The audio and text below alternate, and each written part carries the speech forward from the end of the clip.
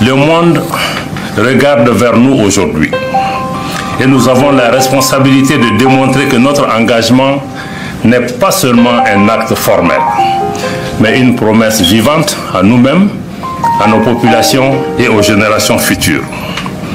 Nous devons transformer nos paroles en actions tangibles, édifiant ainsi une architecture institutionnelle robuste qui servira de rempart contre les menaces, les velléités, les convoitises qui pèsent aujourd'hui sur notre espace. Nous devons prioritairement renforcer nos mécanismes de consultation, d'évaluation et de prise de décision afin de garantir une réactivité optimale aux situations émergentes.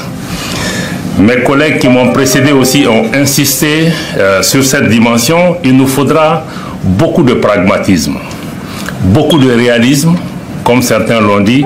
Il nous faut aussi innover. Il nous faut surtout mettre en place des mécanismes qui sont à la hauteur de nos ambitions certainement, mais qui sont surtout à la hauteur de nos moyens.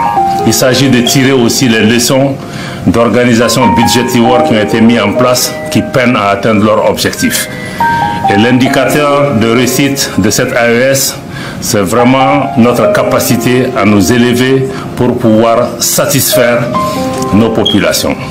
L'AES ne serait une réalité que si nos populations qui se déplacent dans nos pays, qu'on puisse leur donner les infrastructures nécessaires pour le faire, qu'on puisse accroître les moyens de production, qu'on puisse leur donner à manger, qu'on puisse aussi leur créer une prospérité, qu'on puisse valoriser nos ressources naturelles et qu'on puisse continuer aujourd'hui, comme le président du Niger l'a dit, que ce Sahel-là, cet AES-là soit un espace de prospérité. Donc il nous faut mettre en place quelque chose que nous pouvons nous-mêmes financer, c'est essentiel. Il n'est pas question pour l'AES de mettre en place des mécanismes qui vont être financés par d'autres. Je pense que ça, c'est un point qui me semble être important.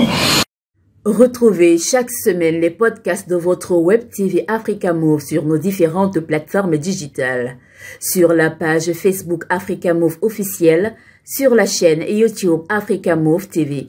Laissez-nous quelques commentaires et quelques suggestions sur la page Instagram Africa Move.